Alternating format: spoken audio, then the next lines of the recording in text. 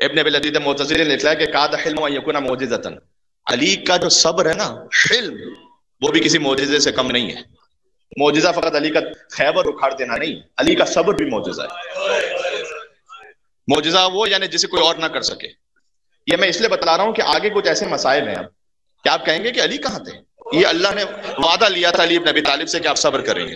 یہ کتاب الکافی کی روایت ہے، کسی اور کتاب سے نہیں پڑھا، کتاب الکافی کی روایت ہے. یہ سن لینا سے کہ جب رسول اللہ کا آخری وقت تھا تو جبرائیل اور اسرافیل نازل ہوئے تھے، اور انہوں نے یہ کہا کہ سوائے رسول اور علی کے سب حجرے سے باہر چلے جائیں.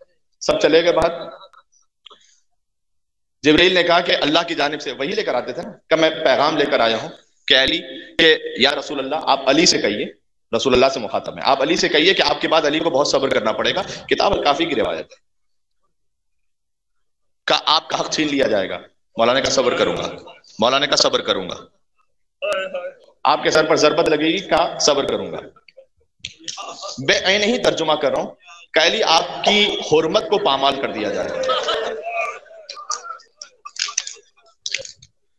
اور آگے جبرائیل نے کہا یہ آپ کی حرمت نہیں ہے، آدھی حرمت و رسول اللہ و حرمت اللہ، یہ اللہ کی بھی حرمت ہے، سیدہ اللہ کی حرمت کا پامال کر دیا جائے گا.